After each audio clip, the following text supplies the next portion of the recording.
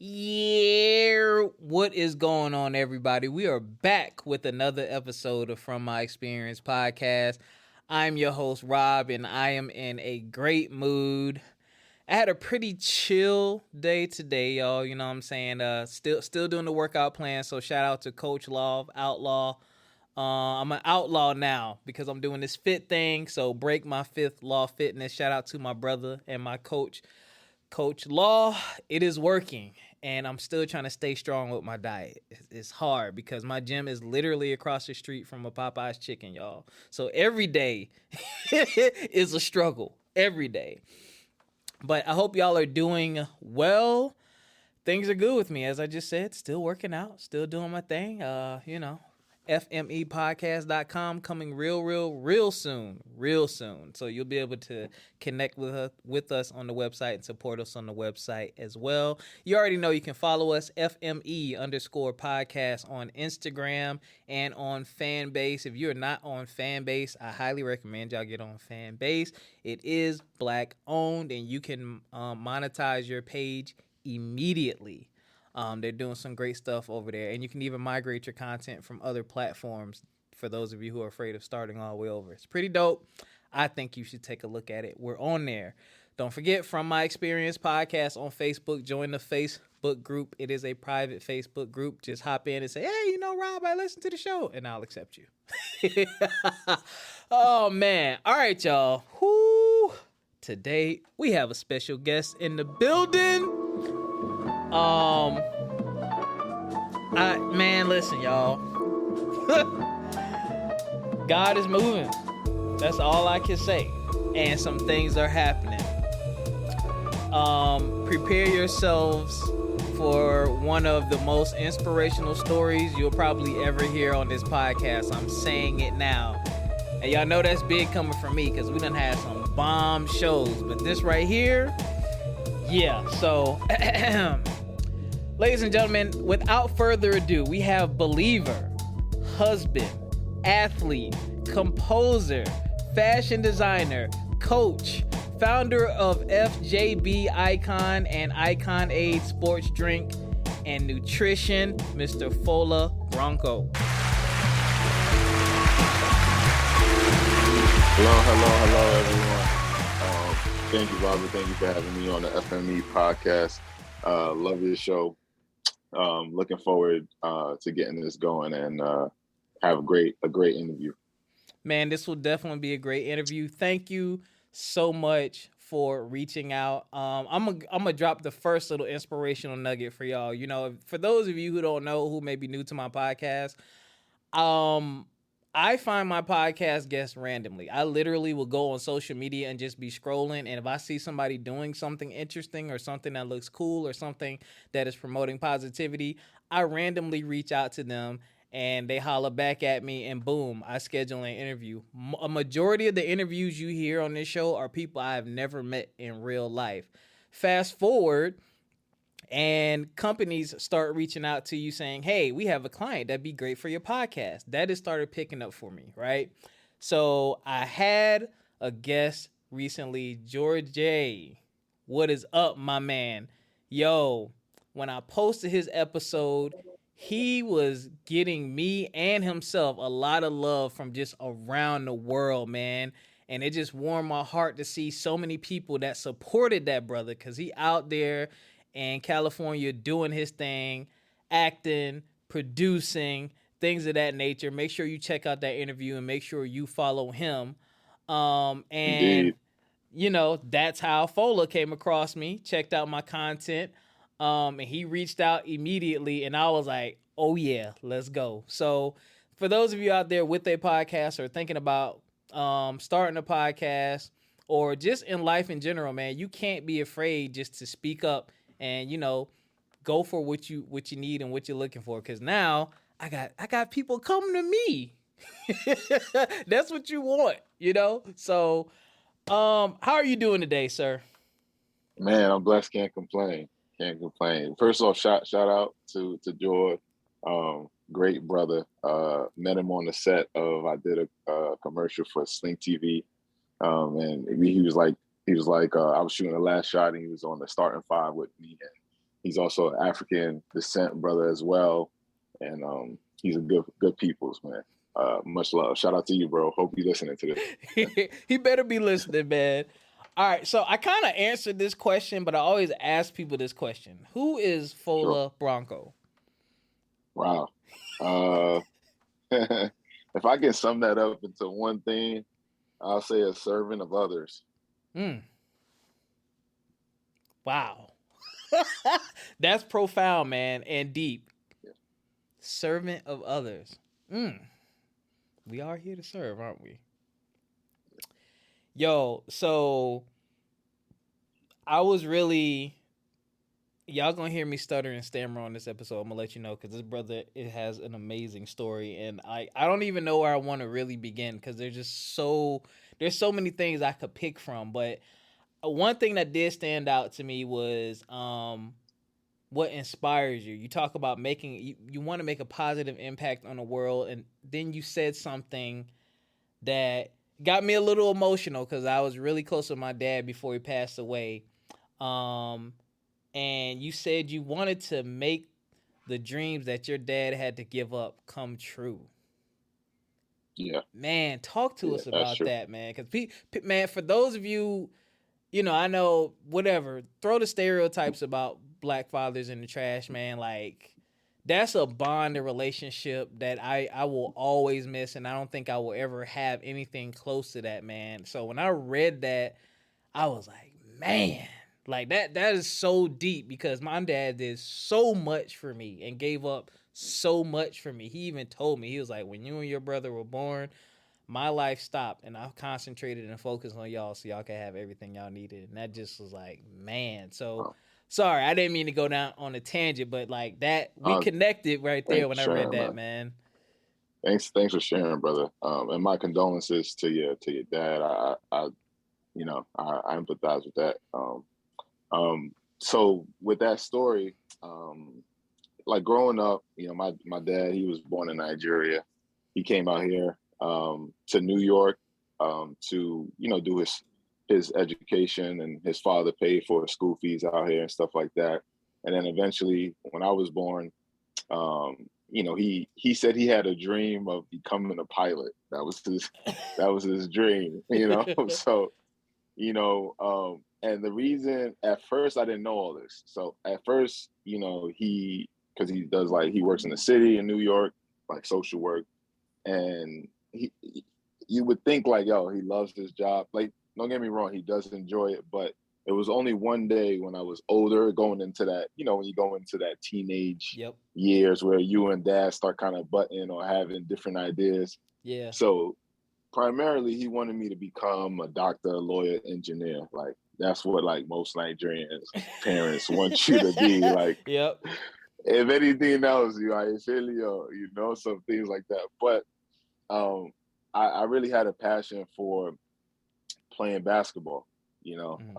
So my dad would always, butt heads with me, and I remember him literally vividly saying, like, "You think I didn't have any dreams? I wanted to be a pilot." Like that came out, Yeah. and I remember like that was the first time I ever seen my dad get that vulnerable or like towards that, and he was trying to tell me something, but I think it backfired on what he expected me. I think he thought by sharing that like I was gonna be a doctor, engineer, lawyer. It actually increased my passion for basketball. Yeah. So so so I thought of it like this. I said, all right, I get it now. My dad, out of love, he wants me to be the best that I can be. He's literally sacrificed everything, make sure there's food on the table, make sure there's a roof over my head, and he'll even pay for school fees and stuff like that. I was like, the best way I can honor him is by accomplishing those dreams. Yeah. And on top of it, I had this thought in my head, like when I have enough money, like I know this might be so small to people. Like I'm never the person that like really like, I want to get private jets or anything. Yeah. But I literally, like, even if I had the money, I would just get it one time, just so my dad can literally drive it like a pilot. Yeah. That's it. Like, and then after that, I probably, I'm cool with just other stuff. But that's literally in my thought process of like, I want to live to see the point where my dad can be like, wow, I learned from my son. Yeah. He didn't give up on his dream. And that I can see that's like I'm waiting for that day to come. So that's the thing that really keeps me inspired. Dang, man. Thank you for sharing that, yo. That is so dope. Like that, we see those moments on social media and TV where like the kids buy their parents a house or pay off their house or buy them a car, and you have that moment where like finally all these years of me getting on your nerves and you making these sacrifices, I finally have this big super duper wonderful thing, whatever it may be, to give you back. Man, that's great, man. I hope that happens for you one day. It's gonna happen. Matter of fact, it's gonna happen, man. I want you to text me and be like, "You send me a picture of it." I got you.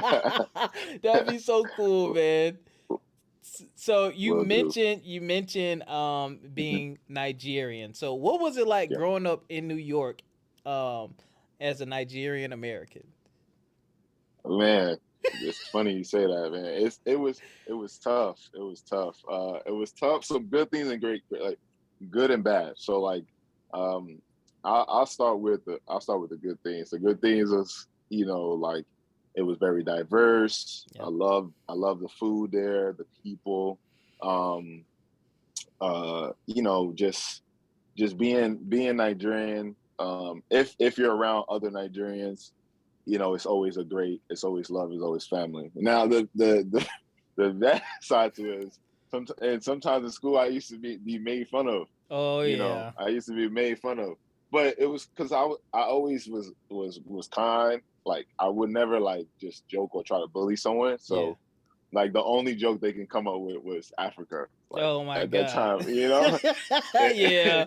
And at that time, like, there was no Afro beats, so being African wasn't like the cool. They would just look at it like, do all those sounds and whatnot. So, but I learned very on though. New York was a very, although it was brutal with the jokes sometimes. Yeah. It was still a place out of love. Like I learned to like kind of embrace the joke. I started laughing at myself. Yeah. You know what I'm saying? And then from there I made friends, and then those guys that were all, we were all bullies and stuff. Yeah. Like we ended up being on the same basketball team, and we ended up I ended up like leading everyone to like a championship and stuff like that. And we've been cool. So that's what's up, man. Yeah. And it made you tougher, man. People don't understand. It did. People don't understand, man. Thick skin for sure. Super thick skin. I went to middle school and high school in Philly, so I was your neighbor. And I came from South Carolina, so I had my country accent was much thicker back then. So I'm like, hey, what's going on, y'all? Like I was like that. And they're like, yo, where's this bull from? Like I was the country kid for like 2 years. I was like, hold on, I gotta adapt because like, these jokes is killing me. It was killing me with the jokes, man. So when did you discover your love for basketball? So if I rewind back to when like kind of like the bullying and stuff happened a little bit, I would say because I was born in Queens, New York. Shout out to Queens. Shout out to Queens.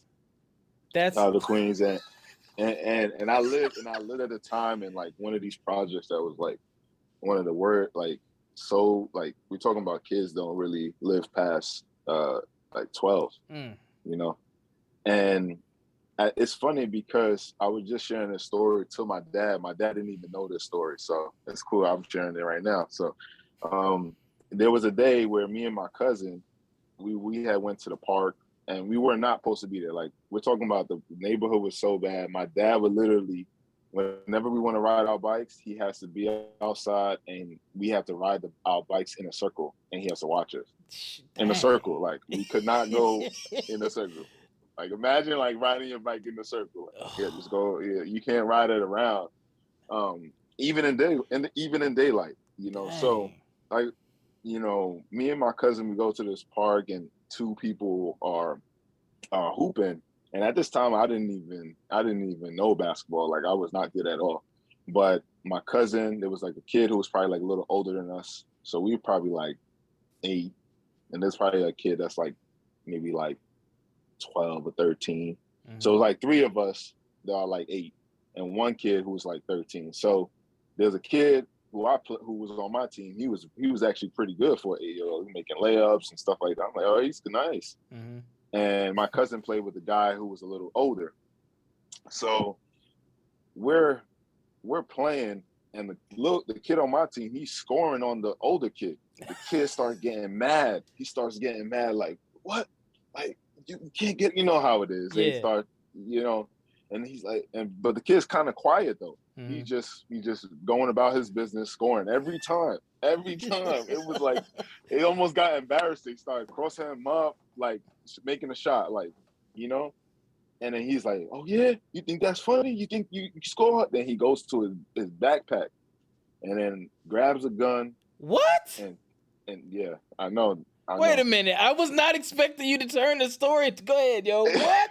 Yeah, grabs a gun, shoots the kid, and me and my cousin, we didn't no second thought. We just ran, like Yeah. started running home. When I say this adrenaline, that was like it was like I couldn't even explain it. Like we were running as if like we had like vibranium in us, like some Black Panther stuff. Like we literally like when we noticed the distance from the park to our house, like Yeah. when we look at it now, we like we ran a mile.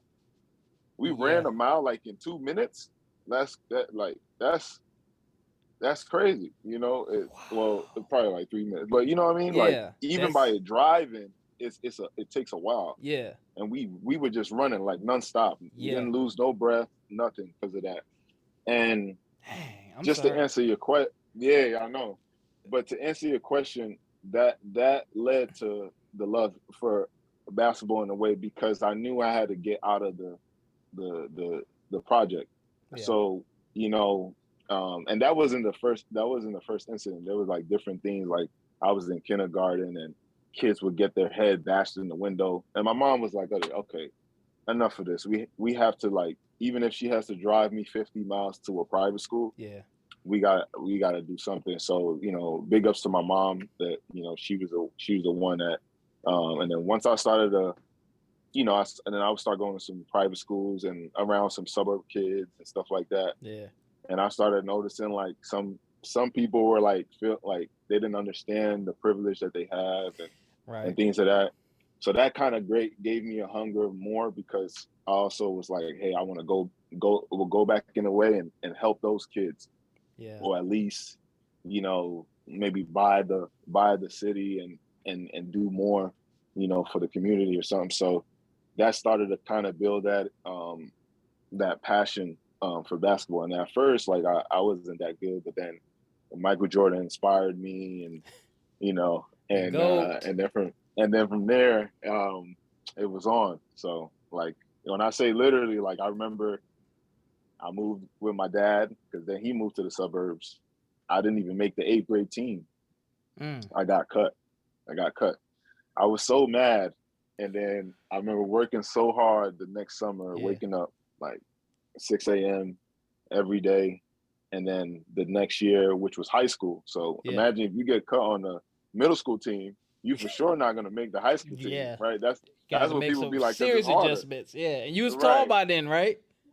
I probably like, no, I'm probably like 6'2".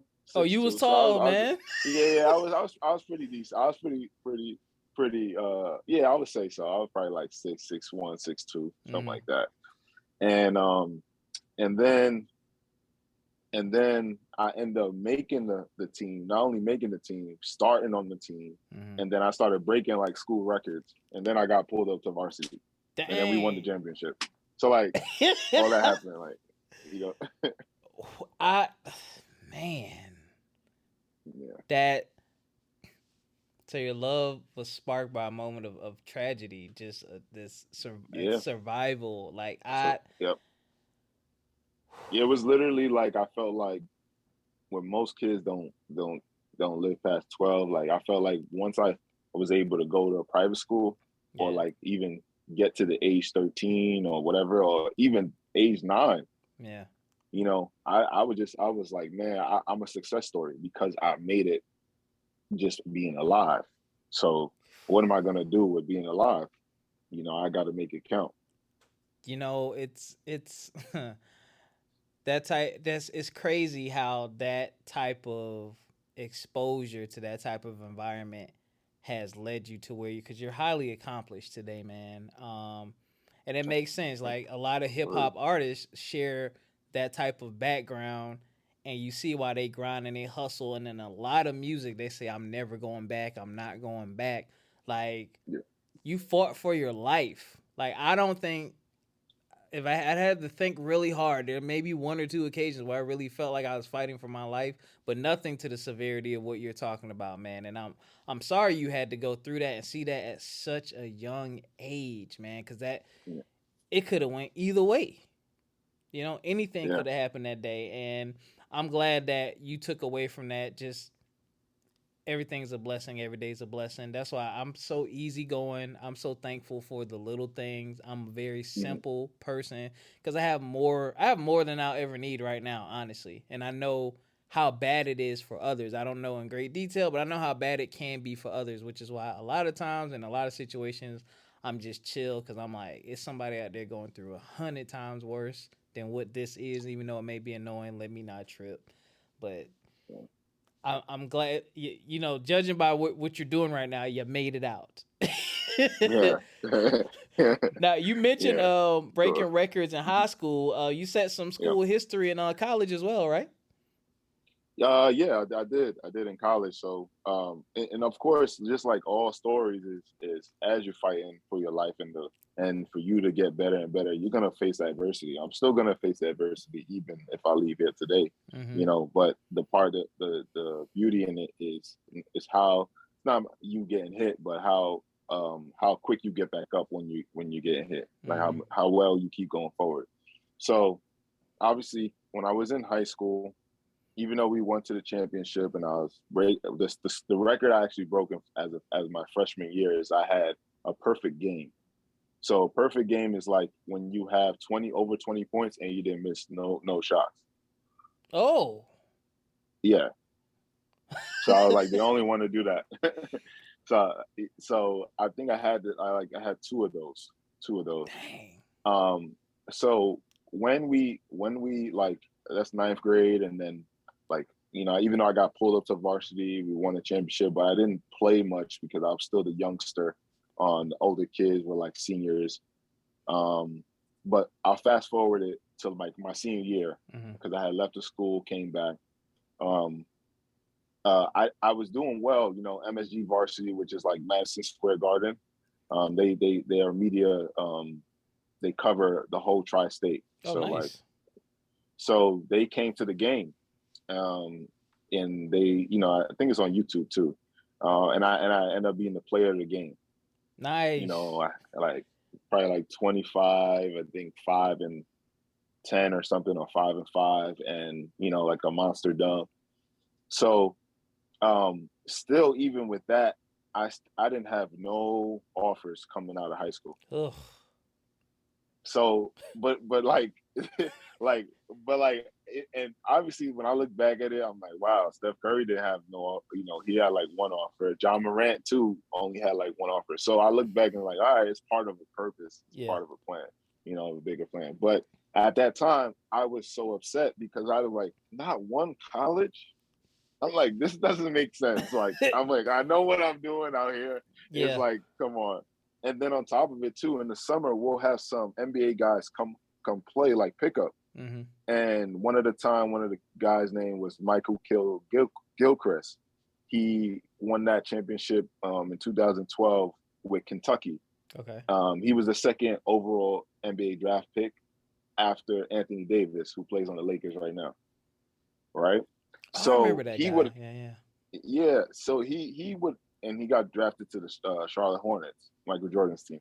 Mm-hmm. And I'm playing pickup with him, and I'm holding my own, Yeah. and I'm think about it, I'm like 16, 17. I'm like, no, there's no way. Not one, not one, like I felt so disrespected. I was like, all right, you're telling me not in one D1 school, and then obviously how it is in NCAA, you have D2 and D3. I'm like, not even D2 and D3 either. Oof, yeah. So I'm like, something is not right. So I just knew, I'm like, okay, then people started kind of telling me like, oh, it's because you had a small school. There's no Uh, exposure here. There's no, it's literally like they don't know who you are. Like it'd be different if they know who you are and not giving you the offer, but they just don't know who you are. Makes sense. So so I'm like, all right, that's something how do I control that? I don't know how because no one told me. So I took a leap of faith and I said, I'm gonna save up some money, right? I'm gonna save up some money. I'm gonna visit because at the time, my good friend from my school, he went to Duke University Okay. to play lacrosse. All Okay. right. And I was like, I'm gonna take a leap of faith. The best college coach in the world is Coach K Yeah. at Duke University. I said to myself, and sometimes when you're so passionate, you say crazy things, Yeah. and you're like, man, I had guts when I was like, 17, 18. Yeah. Um, and I'm like, if any coach is gonna know I'm a player, it's gonna be Coach K. If he says no, then I know. Yeah. So I saved up money to go have a round trip ticket to North Carolina. So I was actually going to mention that because I know you're from South Carolina. Yeah. So I know about the cookout and Yeah. Zaxby's. I know about that. I Yes. know about that. And Burberry biscuits, Bojangles. I know Oh, about that. okay. You just Yeah. gained 5,000 more followers because a lot of my following is from South Carolina. Oh my God, I don't have any of that near me where I'm at now. I gotta drive a good bit to get there. Oh man, Bowberry biscuits. Yeah, Yeah, you yeah. knew. So I know about that. So I'm like so I told my friend who played for the lacrosse team and their lacrosse team, they were winning like 4 national championships in a row. So they were pretty Killing. pretty good. Yeah. Killing. So I'm like, I told him the plan. He's like, of course I want you to come to my school. Of course. Like, I know the plan. You stay with me. Simple. So I go to North Carolina. Think about it. Small kid from Queens.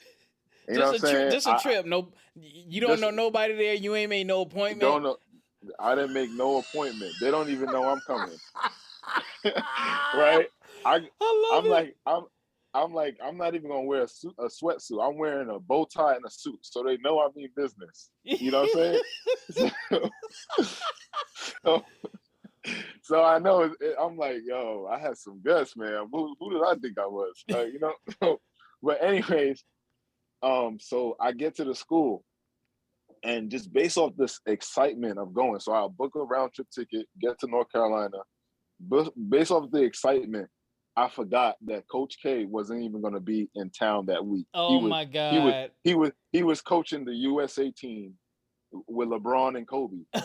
And that same week, I was so No. excited that I booked it the wrong week. Oh. So now I'm there. I'm like, all right, what do I do? I got to figure something. So I just go to the next person in line, which is the assistant coach, and he sees me in a suit, and I was like, look, man, I'm not even gonna waste your time. Jabari Parker, who's the #1 player in the country, he went to Duke. He's like, let me play Jabari one-on-one. I'd rather show you than tell you. And this is something that I will always respect Duke University because he could have looked at me like, what? Like, who are you? Right.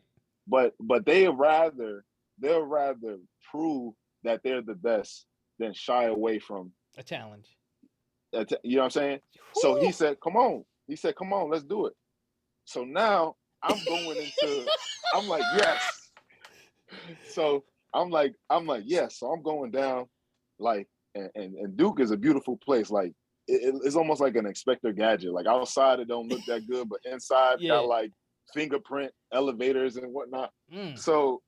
So I'm going down to the gym. Jabari's working out with Nolan Smith, who he played for the Blazers, and I'm still cool with Nolan to this day. And I'm like, all right, this is about to go down, you know.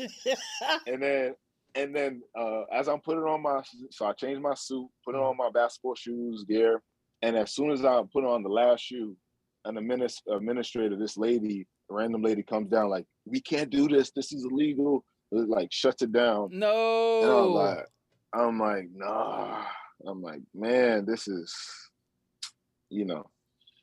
So the coach was like, yo, I like your style though. Come back tomorrow. You know, I'll have something for you.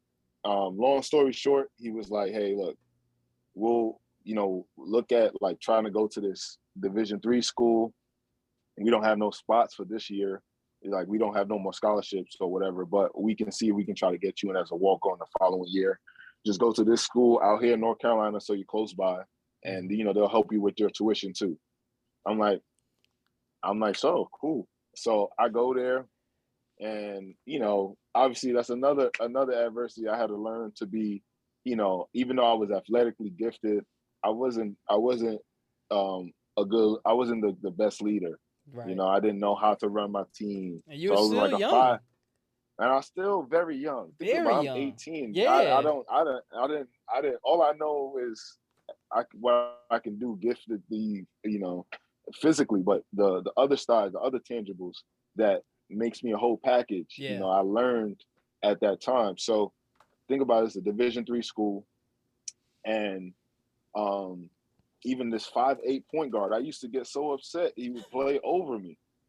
I'm like, bro, like, I know in practice, coach, I know you're seeing that he's turning red from guarding me. You know what I'm saying? Like, I'm not even saying that like in a light way. I'm just being serious. Like, he was really turning red, like, you know. So, but then it clicked on me, like, all right, it's more tangible to the game. You know, you got to be more mental and stuff like that. So it finally started to click, and then that's when I knew for sure I was a Division I player. Like, it was like somewhat in the middle of practice. Like, everything just clicked. I started playing the game smart, being a leader, and adding my physical tools. So now I was like, all right, I'm ready. Let's go to this. Now I'm also grateful too, because I'm like, wow, last year I didn't have no offers. At least I'm at a school. Yeah. I'm at Division III. You know what I'm saying? Division III. But I was like, I know I'm still a Division I player. So I'm like, all right. I applied for Duke. You know, I made sure my GPA was up to par.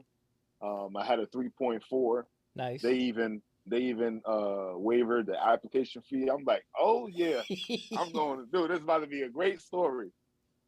And then they sent me back the letter, like, we needed a 3.7 GPA. You're 0.3 off.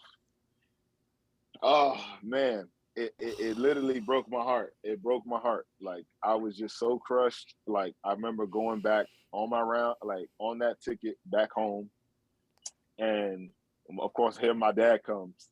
Oh. I told you, man. I told you you should have been a doctor, lawyer, engineer. He's like, I told you, man. Look, you did all that a whole year, wasted nothing. You know what I'm saying? And in my head, I'm so like, I'm like, Dad, leave me alone, man. Like, yeah, I don't want to hear that. My soul is crushed. Right. And this is another thing where I look back and I'm like, wow, I'm just glad that it's really not about how hard you get hit, but really how you get back up, which defines you. So at this point now, like, for most people, or like, this is a place, it's so easy to quit. I was gonna step in and say, man, like, so this, and again, y'all, this is why we do this show the way that we do it. Like, we have people on here who are successful, but look at what this brother, we at the beginning of the journey too. Look at what he went through. Look at how many failures and challenges popped up. Like, we got to stop with I guess it wasn't meant to be. As soon as something, we were quick to make an excuse to give up and quit on something, y'all. Like, we got to stop that. Like, if it was that easy and it happened overnight, smooth, no problem, we would all be rich and have everything that we wanted. But it does not work like that. You cannot give up. You got to persevere. But continue, sir. Continue. So your dad rubbing it in your face. So, you know, he rubbing it in my face, you know, and I'm so depressed to the point that, like, I'm in the room. I didn't even leave the room in New York. Like, I'm back in New York in my room, didn't leave the room. I'm eating for the room. I'm ordering Pizza Hut, Domino's. No, you get out of shape. Like, I'm like, well, like, I mean, it was only a week, so I was Yeah. somewhat good, but I was getting in that depressed mode Yeah. where I was like, I'm like, man, I don't even want to leave the room. Like, like I didn't even want to take a shower. Like, that's Dang. how I didn't want to get out of my bed. And then my dad comes again. I'm like, Dad, come on, don't do it. Don't hit me with this again. Not right now. You know what I'm saying? Because it was like 2-3 days. He noticed. He's like, yeah, my son is really down right now. Yeah. So he goes, like, I even missed. I was so depressed. I even missed like let's say I can apply for other schools. Yeah. I missed all the deadlines. Dang. And there was like only 2 schools that was that like it was like a week left. And then my dad comes to me. He's like, son, you got to get up, man. You got to get up. Like, look, and respects to my dad for saying this. He's like, look, why don't you go to Buffalo? He's like, your cousins went there. They got a doctor. They got a doctor.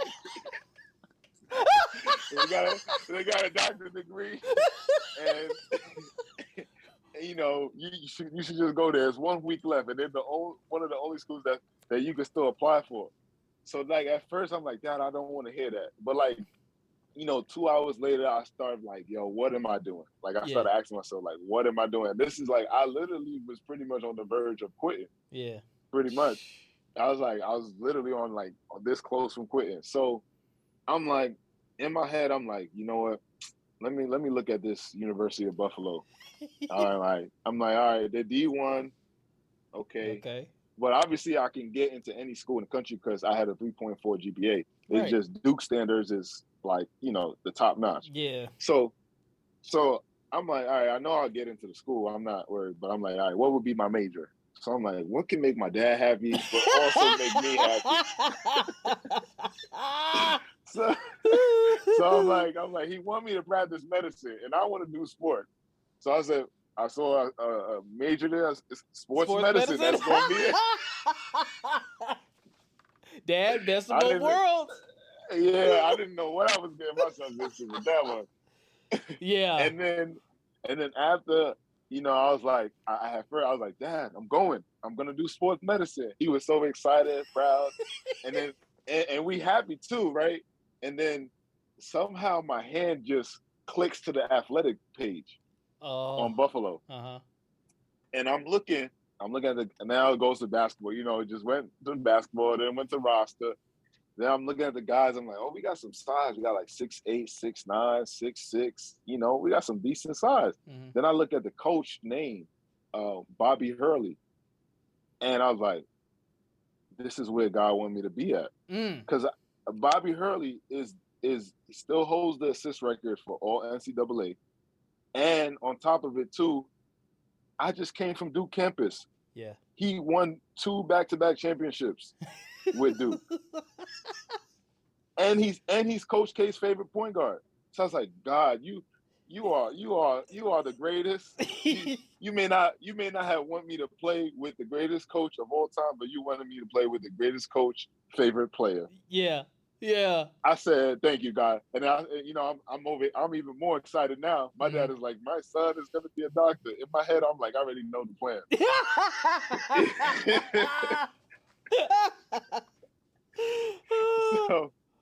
So I, obviously, long, like before I go into what happened getting on the team, obviously we become the first team in school history to go to the NCAA tournament that year. But I get to Buffalo, of course there's going to be adversity. Yeah. But from my whole life, when there has not been adversity. So for real. So the coach, the assistant coach, I didn't even see Hurley the first day. It was the assistant coach. He's actually now the head coach of Alabama. And, I say to him, I said, hey, I could play. I would like to, come for the team. He looks at me, he gives me this look like, there's 40,000 kids here. What makes you different than all the 40,000 kids that are? This is Division I. You know where you at, sir? Suit up then. No. Right. And then he kind of like blows me off. He's like, man, we'll have tryouts in 2 months, man. And then just look out for a flyer or something. Like blows me off like that. And I'm like, wow, So all I did was like, yo, I'm gonna control what I can control. I'm gonna just work on my game, and then obviously I kind of knew who the starting guard, the players were and stuff Yeah. like that. So one day I'm in the gym, I'm shooting on a machine, and the guard comes in and he's like, and I'm like, oh my bad, I'm sorry for using the machine. And he's like, no, you good, continue shooting. He's watching me shoot for like 10 minutes. Yeah. He's like, yo, bro, you're pretty legit. Like, I'm gonna tell Hurley about you. And I'm like, nah, bro, you don't have to like, toot me. Like, I get it. You don't have to tell me that. Mm-hmm. It's cool. But I appreciate the compliment. You know. And then like we would always see each other. Like I would just come to the gym at night, and we just always see each other. Then we started just working out together, and then just started building that relationship. And then one day he goes to like a party or like some type of school event, Mm-hmm. and I stayed in the gym. And at this point now, we're not even working out in the other gym. We working in the arena Mm. with the lights on. That you need the code. Dang. You So you you got need the you need access. so like you need the code. So obviously I know the code now for the lights, and I'm in the gym, and there's not supposed to be no coaches there. Mm-hmm. And then I hear a noise like it's like it was like straight out of a movie scene. Like I talk about it. I have like a YouTube channel. I talked about this. It's called the Bobby Hurley story. So, and my YouTube channel is FJBTV. So, it's like I talk about how like think about a big arena like fits like 6,000, 8,000. It's dark everywhere, but there's only lights on the court. Yeah. And I hear a noise coming from behind. I'm like, oh shoot, this coach is about to kick me out the gym. He gonna realize I'm not even meant to be here. Yeah. And I can tell by his swagger, it was Hurley. The first time I ever met, right? First time. So I was like, I'm gonna time it perfect because I know he's walking towards me, right? Mm-hmm. He's walking towards me to tell me why are you in this gym. Yeah. I know. I was like, let me time this perfect. So I wait till he's like 10 feet, and I did like from the left wing, I did like an in and out, cocked it back hard, 2-hand dunk, boom, right? Wait till he was like close enough. Exclamation mark. Right. Then he keeps walking. He goes, I like how you did that, son. That's what he says to me, literally. And he keeps walking like towards his car. I'm like, oh, he didn't kick me out. And all I can say back to him was, a lot of practice, coach. Good answer. That's it. That's all I said. I said, a lot of practice, coach. And kept walking. He like, I like, And then 2 days later, I get the call from the guard. He's like, Hurley want to meet you in his office. I'm like, what is going on? So, so I get into his office, and he's like, hey, I'm not gonna promise you minutes. I ain't gonna promise you, but I'm gonna give you an opportunity. And I shook his hand, looked him in the eye, said, Coach, that's all I need. True words. You know what I'm saying? Yo, that's crazy. Yo, your basketball story. That's amazing, bro. Like you went through so many different stages and phases of success, of failure, of learning and growth. And this is the beauty of sports for those of you out there listening, man. This is the beauty of sports for those of you who may or may not get it when you see a sport. These are the things, these are the mental and physical challenges that an athlete has to go through because it's tough. Like, I've told my kids, when I taught elementary school, I teach middle school now, but when I was teaching elementary school, a lot of kids were like, oh, football player, basketball player. They're talking about being athletes. I said, all right. I said, what's y'all plan B? What if it doesn't work? What if you're the one that's not chosen? Oh, I'm going to make it. It's guaranteed. So I did the math. I was like, here's how many high schools are in this country. Here's how many players are on the team. Here's how many colleges. Here's how many players on the team. I said, look at all these kids that are automatically eliminated just because there's just not enough schools for them.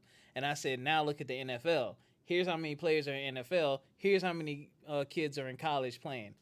It's not. I was like, everybody can't make it. I'm not saying it's not going to be you, but it is literally impossible for everyone to make it. There's nothing wrong with the plan B. But I always tell my kids, I said, if you going to go for it, look to your left, look to your right, to everybody that said that they want to be a football player.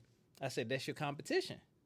So what are you gonna do to make them say, "I want you," instead of them wanting the other person? I said that's what you need to think about. Just because school is quote unquote difficult for you, well, sports is Hmm. easy. You still gotta compete. You still gonna have to work hard at Yeah. it. You just might enjoy it, but you still gonna have to work hard, and there's gonna be challenges. It's not easy, man. So, like, Yeah. so you got your opportunity. Yeah. Yeah. And you would and people would think like, wow, he made it. That was way, that's a right there. Well, no, it's just another set of beginning, another beginning and more adversity. So obviously coming in now you obviously you're there, and Hurley kind of like he bring me in slow, like maybe I'm like, a little bit of the equipment manager passing and trying he just trying to test me out a little bit. Yeah, Then eventually goes to, man, wear some practice gear. You know what I'm saying? yeah, Wear some practice gear. And then I remember like obviously being in that situation, like I'm not gonna take no days off. Like I'm not yeah. gonna let up on anybody.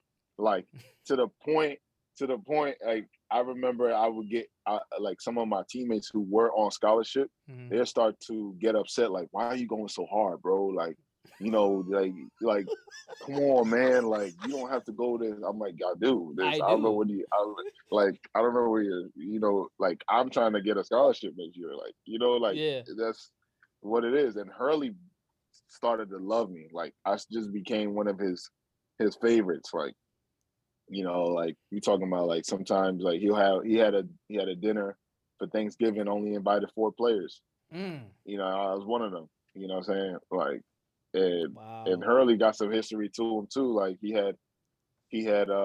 was part of that college team in USA that beat the Dream Team with Michael Jordan. So I'm in this house looking at the ball that so like things like that. But um, that when I say adversity before we became the champs, I remember vividly like one of the days of practice. I had a good practice, and I walk into the locker room. I say, "Yo," I'm like, I had guts, man. I'm Oh like, no, look at you look at look didn't. at No, look at I'm... look at me, look at me. No scholarship. Talking to all the scholarship players. I'm like, yo, listen, man, we going to the tournament first time in school history. Everybody looked at me like I was crazy. They're like, bro, come on, man, we haven't been there ever. What are you talking about? I'm like, watch. And from that day, I never took a sprint off. I literally, even though I knew I had to sit out that year, but I was challenged. Like Hurley had me as like as a scout player, which is like pretty much like a scout player means like you pretty much play as the best player that the team is gonna play. Mm-hmm. So that's like a big role Yeah. because you're getting the team ready, pretty much. So, um, I was studying like how you study for school. Yeah. I'm studying plays. I know everybody's on the other teams. I know the percentages of what they shoot. Oh, So you I'm telling serious? my teammates, Yeah. I'm like, yo, number two, yo, you don't even close out on the corner. He's gonna miss 2 out of the 3. He's gonna miss. Like I'm literally telling them You this on the coaching? bench, literally coaching, like on the bench too. So, um, and I just and then eventually, we end up going to the tournament first time in school history, and that was just a crazy Hold up. experience. Round of applause for that. Yeah.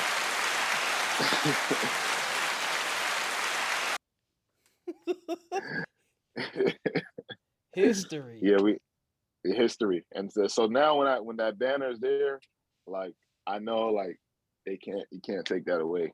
Yeah. Can't take it away. Can't take away them Can't banners. take it. And it's funny because like 2 or 3 years after, like Buffalo has been going to the tournament ever since. Like we went, it was like 4 out of 5. You know, like So you upgraded the entire program. Is that what you? No. I wouldn't take all the credit. I would say it was a collective effort, but I would say I'm blessed that God gave me the opportunity to be a part of it, to add my own you know thing to it.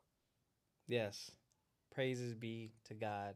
Thank you so much For for sure. these opportunities. And thank you for this opportunity of having this brother in front of me.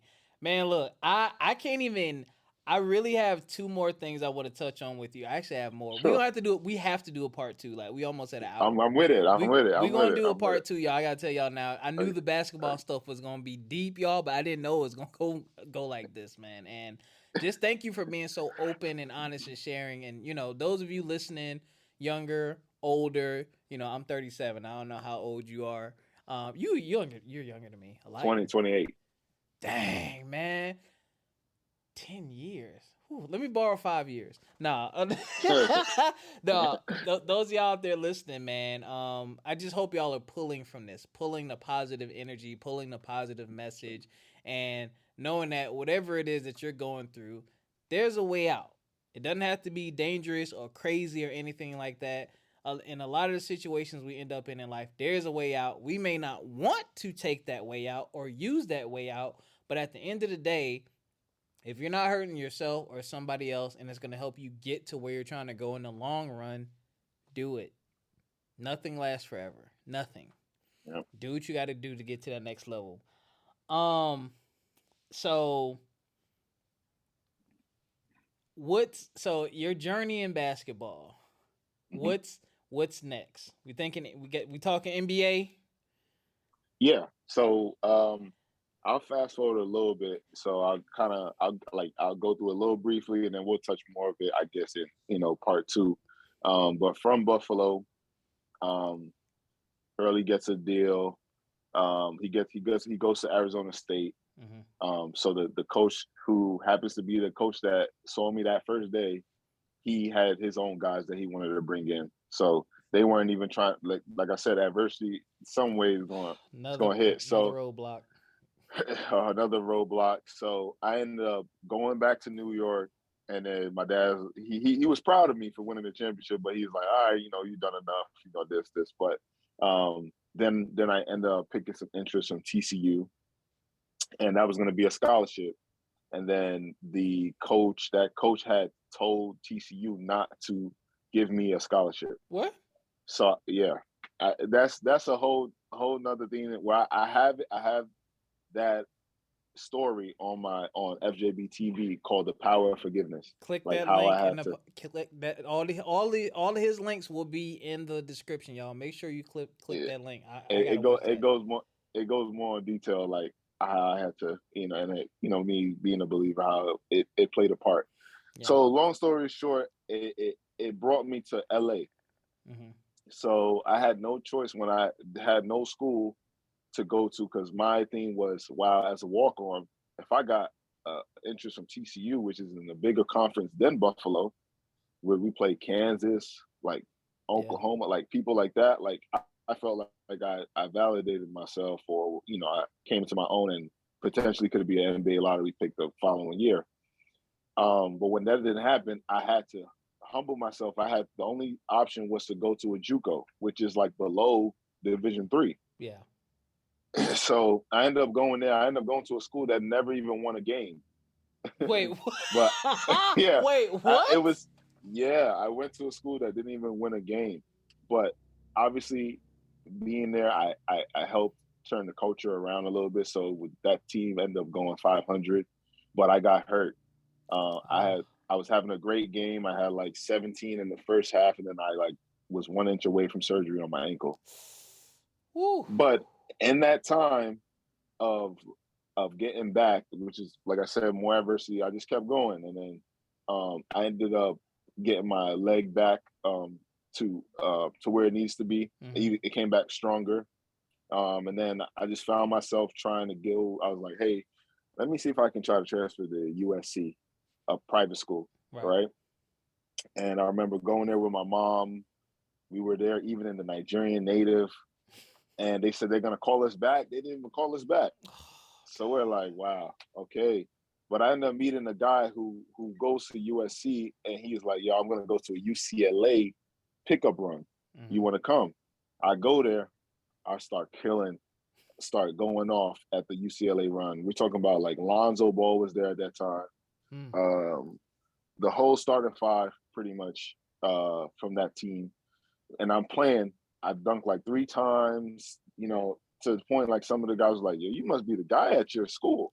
And when they asked me what school I'm at, I can't even say I'm at a school. I'm like, "Oh, I was at Buffalo." Yeah. You know what I'm saying? But I'm like, so it sounds funny to them. They're like, "Okay, like you were doing all that." Like I'm thinking you about to say Kansas or something. Like you Yeah. just here for it.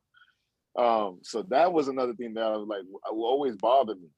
But I ended up connecting with this guy called Isaac Hamilton, and his brothers played in the NBA. He also played with a little bit of the Cleveland. We connected because we were believers, Mm-hmm. right? And then something that happened, and he just called me. He's like, "Yeah, I feel like it's my duty to take care of you." So I start, Wow. yeah, it was like very random. So I started living with him in the UCLA team house. So now I have access to literally all the all the stuff at UCLA. I'm eating the food that they're eating. I can go to the big gym, Paulie Pavilion, Wow. and work out. I'm working with the best trainers in the world. Mm-hmm. And one day we just in the gym late at night. One of the trainers goes, "Hey, Fola, why don't you try to walk on the UCLA?" And that's the first time I looked around. I look around. I see Kareem Abdul-Jabbar's jersey retired up there, and I'm looking. I'm like, I am here. That I didn't You even didn't put that think of it. together. Yeah. Yeah, I'm like I'm as well, you know. So that's what I did. So I tried to. I next day I went to talk to the coach, and then they tried to get me in. And then Buffalo was playing with my transcripts. They wouldn't send them Oh over. my god, yo. I had to fly there, What? retrieve my trans. Yes, I had to fly there. It's a whole thing. I had to fly there, retrieve my transcripts. Then Jeez. they finally got my transcripts, and then they said like one of the English doesn't transfer over to the West Coast. So I'm like, oh geez. And this is like my last year of eligibility. Mm. So I had no choice but to declare for the draft with nothing. Like I didn't have, it's because the plan was Dang. like in that summer, which was actually a blessing because when I was living in a team house, also I have access to play in the summer, which we have these private pickup ones with NBA players. So we're talking about like LeBron comes down there, Russell Westbrook, Paul George, all these people, and Mm-hmm. I'm playing. Just we're just playing against all these NBA guys, and I'm holding my own and stuff like that. And one day I'm just working out like after the pickup, and Meta World Peace, Ron Artest, who was a championship Meta. champion with Kobe, Yeah. he comes, he's like, "Yo, who's your agent?" I'm like, "I don't have one." He's like, "You going to UCLA next year?" Yeah, I'm like, "Yeah." He's like, "I'm gonna represent you in the draft." So literally, that was my agent. That was it's crazy, right? Yeah. Whoa, wait. That Went from that having to was fly out to go get my transcript to hey, Meta World Peace wants to represent. represent me, right? And he's like, and in my mind, I'm like, "Yo, if I go to UCLA, all I have to do really is like average like 10 points because I'm not even a selfish player. I'm very unselfish, even though I can score and the team might want me to score and stuff. But I'm very a team player trying to make the right play. Just try to respect the game Mm-hmm. for what it is. I'm a student of the game. So I'm like, all I have to do is average 10 points. I'll be a lottery pick or at least first round. That's what I'm thinking, right? Like Mm-hmm. easy. Meta's and this is meta. You know, he don't just say that like mostly, and he played with Kobe, so I feel like he would know something because Right. I was working on my footwork at that time. I was literally working on footwork stuff at that time. So now when I could have get into UCLA, it's like Meta didn't have anything to, I guess, to Mm-hmm. pitch me. So like I don't have an agent anymore. Yeah. So now I had to leave the team house. Right, I had to leave the team house because it's like, yo, like you're not coming here. So it's like, you know, why am I here? Yeah. And at the same time, I didn't want to move to my mom's house. So for one day, I was like, I knew I had to. I was like, I'm on faith. I'm gonna try to enter to the draft with no agent. And for one day, I was basically when I left that team house, I was homeless. Mm-hmm.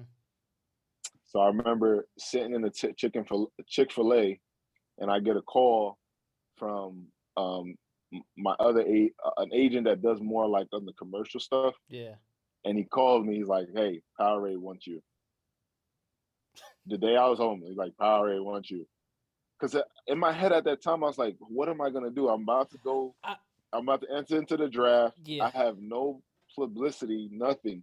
Like no one knows who I am. I'm literally like under a rock. Like no one would know like that I played against these NBA guys and help out. nothing. Like 'Cause, unless you look at the tape and see like, oh, he's right yeah, there behind. You know, yeah. This like, wasn't the era of everyone got their phone out every 5 seconds. And, right. So and how old were you you at know, this time? You 20? I'm like 24, Yeah, 20, because it was my last year yeah, yeah. of school. So like 23, 24. Um, Man, and I remember like Power Rate once you so I go to the audition like normal, I do this, tell them I end up being the principal role in the Powerade commercial. They fly me out first class. It was like the first dope. time I've ever been on first class. I'm like, this is crazy. I'm like, this is what I need. This Yes. commercial is and it's crazy because it was all over March Madness. I'm like, this is perfect. This is what I need going to the draft.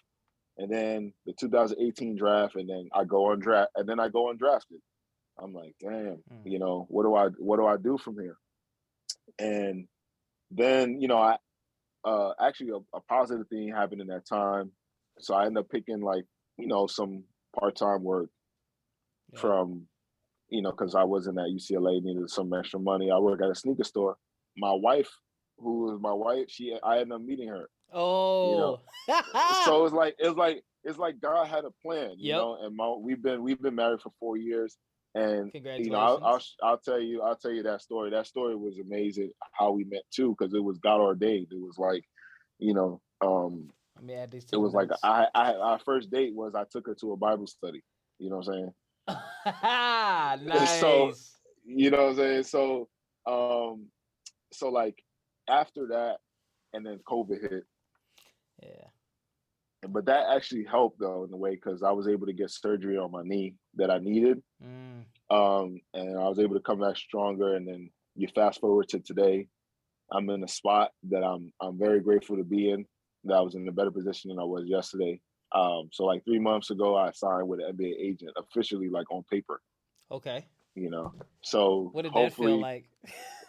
it's honestly it felt like a rush of gratitude. Obviously, I like because of my experience, I am expecting adversity Yeah. on the other side, but I'm also ready. I'm also ready to hit it, head on. So we're expected to like obviously work out for some teams August, September, and Mm. then in the meantime, I've been practicing with I don't know if you heard of the Drew League. Yep. It's a big program in LA. LeBron just came down there last week, and like shut it down. Yeah, I've been Kobe seeing them has shut it clips. down. So Yep. I already told my coach. I already told him straight up. I said, "Look, man, I just need one game. I just only want to do one game, go off for like 40 or 50, and then use that and be like, yo, NBA teams, here we go." Here we go. Because I already know like going into the workouts like I'm kind of technically gonna be labeled as the leftovers because you have the guys that just came from college. Yep. They're the first priority. The draftees who just got drafted, they're the second priorities. Then you got the guys from last year who are like on G League teams. Yep. It's third priority. So I'm like getting like the fourth dibs. You know what I'm saying? Even though I can hold my own against, I feel like the top 10 in the NBA. Um, I need to. It depends on who's seeing that and noticing that. So Yeah. that's what's next, Yeah. pretty much. Yeah. You got an edge over them, man. I don't know their stories, but listening to your story, it's like, look, there's nothing y'all can throw at me. Like you have Yeah, literally been through it all, man. I'll figure So it out. I'll figure it out. You know yeah, what I'm saying? your mental dexterity has to be amazing, man. You must pray a lot. I do. Do. I was about to say, like, Do. just thinking about, I could imagine how many times you just had to stop and pray, man. Just, man, God, Yeah. you've been so close to just it being over so many times, and every single Yeah. time, God, God, when you least Absolutely. suspect it. Exactly. Woo. Man, all right, Fola, I'm gonna stop it right here, ladies and gentlemen. I could keep going, y'all, but like this will be 2 hours because man, that was only the first section of questions I had for you. I had like 5 sections of questions. So we, yeah, man. I mean, you're doing a lot. You've done a lot. And I'm sure more will come out when I follow up with you, man. But before I let you go, anything you would like to promote or put out there for our audience that they need to be aware of, and then of course, shout I, out your socials and all that. yeah, my social is real FJB. Is on everything. Instagram, TikTok, Facebook. Only Twitter is like FJB, real FJB with a under dash.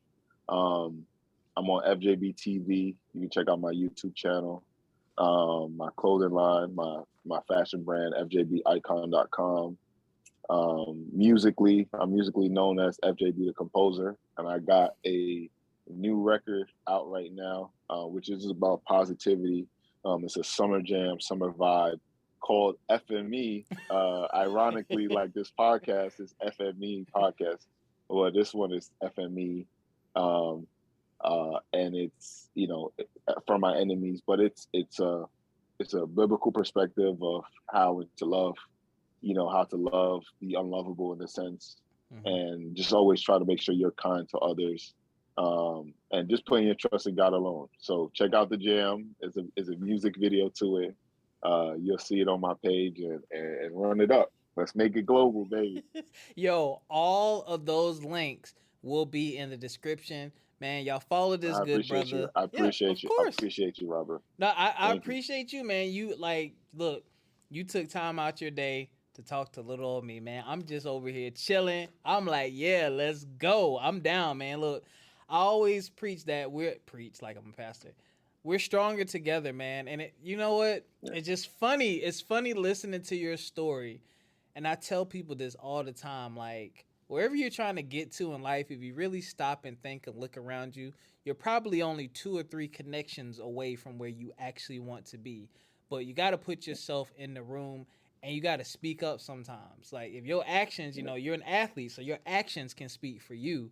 But for, those of us who aren't athletes, man, or even if you are an athlete, like, speak up, man. Like, really think about what you have at your disposal and what you have in front of you and how you can take advantage of it. I mean, listen to this brother's story, man. Like, every time somebody closed the door, no. I'm going to go over this way. I'm going through the window. I'm coming through the chimney. I'm coming through the back door. I will dig a hole under the ground and come up like the cartoons. Like, you just kept popping up everywhere, yo. It's crazy.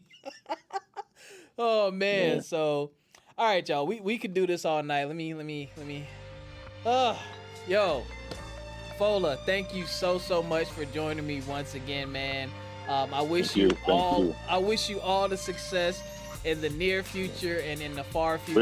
Wishing you too, brother. I can see this show getting picked up soon by somebody, like maybe we never know, maybe a Hot 97 segment or a Breakfast Club segment or Pepsi or Coca-Cola. We'll see. Yo, yes, man. If you know somebody, tell them to holla at me.